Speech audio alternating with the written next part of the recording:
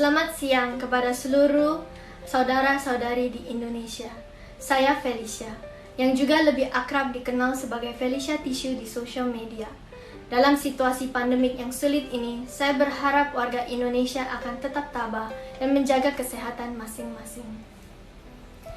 Ini pertama kalinya saya memberanikan diri untuk berbicara di publik, untuk meluruskan hal-hal yang selama ini menjadi simpang siur dengan tidak adanya kejelasan dan penyelesaian oleh pihak Bapak Jokowi dan keluarga. Akibatnya, akhir-akhir ini telah terjadi hujatan kejam yang dilontarkan terhadap saya dan keluarga dengan membawa isu suku, agama, dan kewarganegaraan. Setelah memilih untuk diam selama ini, saya rasa ini tidak bisa terus dibiarkan. Hujatan harus dihentikan dan publik harus mengetahui apa yang terjadi sebenarnya. Dengan sesatnya, tidak ada satupun yang merespon dan Ibu Riana pun mengganti kontak selularnya. Satu-satunya pembicaraan yaitu dengan Bude yang sempat kaget kepada perilaku putra beliau. Pada waktu itu, saya dianjurkan untuk tidak mengosongkan pikiran dan disampaikan bahwa Bude yang akan coba cari tahu dari keluarga beliau. Namun, setelah 2 hari kemudian, pada saatnya saya WhatsApp kepada Bude, dia pun tidak merespon balik. Alangkah anehnya. Dan yang lebih kejam lagi, putra beliau tetap aktif di sosial media Twitter, tetapi saya diabaikan begitu saja tanpa kabar dari semua pihak keluarga Bapak Jokowi. Namun, dengan demikian saya pun tetap berusaha untuk menulis surat tangan yang dikirim langsung dari Singapura ke Indonesia dengan tujuan kepada Bapak Joko Widodo. Isi surat tersebut sudah berusia 84 tahun menelpon untuk bertanya. Namun saya hanya bisa menyampaikan, belum tahu Ama, tapi jangan khawatir ya. Karena saya mengkhawatirkan kesehatannya. Tetapi nenek saya tetap menempuh perjalanan ke Istana Bogor untuk mempertanyakan ada apa sebetulnya dengan putra beliau. Sayangnya, perjalanan itu sia-sia.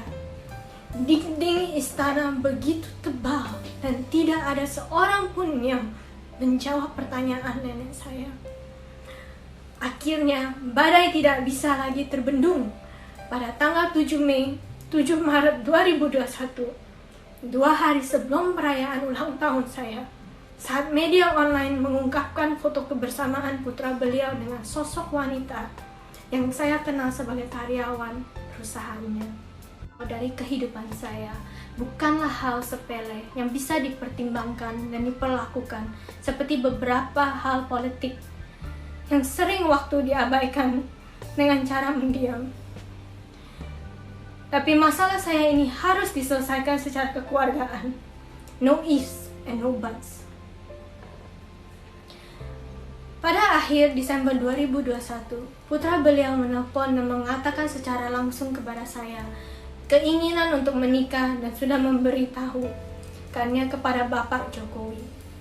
Putra beliau pun sudah meminta restu kepada orang tua saya. 2 minggu kemudian, putra beliau menghilang dan memblokir seluruh kontak selular. Walaupun saya sangat terpukul, saya mentegarkan diri dan mencari cara untuk mengetahui apa yang sebetulnya terjadi dengan mencoba untuk menghubungi putra beliau dengan berbagai cara dan juga kepada keluarga Bapak Jokowi. Berdiri dengan tegar untuk diri sendiri.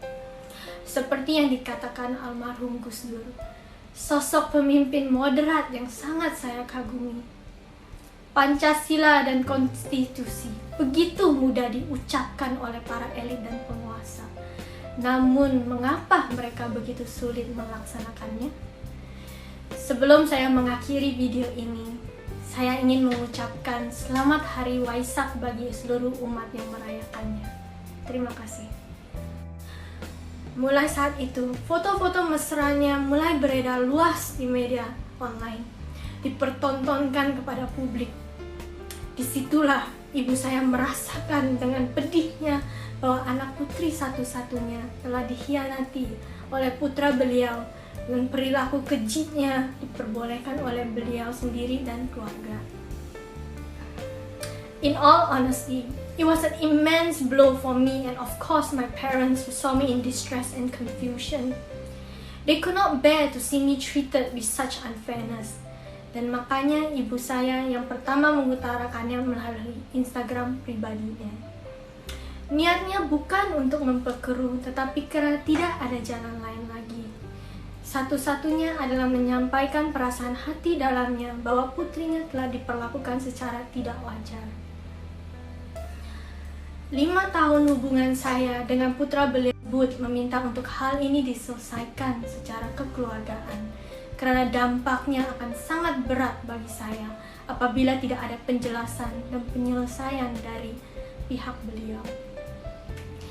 Sebagai wanita sederhana, saya tidak ingin kehidupan pribadi saya menjadi konsumsi media, apalagi ditambahi oleh hujatan-hujatan yang seharusnya tidak terjadi. Namun, sayangnya surat itu pun tidak direspon. Dengan situasi tersebut, saya tetap memilih untuk diam tanpa memberitakan apapun ke media, walaupun banyaknya media-media yang coba untuk mencari tahu. Saya tetap berharap ada etika yang baik dari pihak keluarga beliau untuk menyelesaikannya secara kekeluargaan. Tetapi di saat putra beliau menghilangkan semua foto-fotonya di halaman Instagramnya, berita mulai muncul. Nenek saya tak bisa dibayangkan dampak beratnya untuk saya dan keluarga. Saya rasa Bapak Jokowi yang juga mempunyai anak perempuan dan juga cucu-cucu perempuan bisa merasakan sebagai orang tua apabila ini terjadi kepada pihak beliau. Saya ingin tegaskan, ini bukan masalah jodoh atau tidak berjodoh, ini tapi masalah etika dalam penyelesaian masalah kekeluargaan.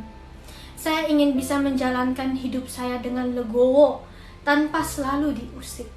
Karena tidak ada penyelesaian baik dari pihak beliau, maka saya harus berbicara yang sebenar-benarnya kepada publik agar saya dan keluarga tidak dipertanyakan lagi satu persatu, apalagi diusik dengan hujatan yang kejam. Seharusnya lelaki wajib melindungi wanita, tapi pada saat ya bukanlah waktu yang singkat. Saya sangat terpukul dan tidak bisa berkata apapun. Namun, saya beruntung karena ada ibu dan kakak saya yang mewakili saya, dan keluarga besar yang menguatkan saya. Beberapa bulan sudah berlalu, dan saya berusaha untuk membangkitkan diri dan menjalankan hidup baru saya ini. However, under the scrutiny of the public eyes, dan dengan tidak adanya etika baik dari Bapak Jokowi dan keluarga,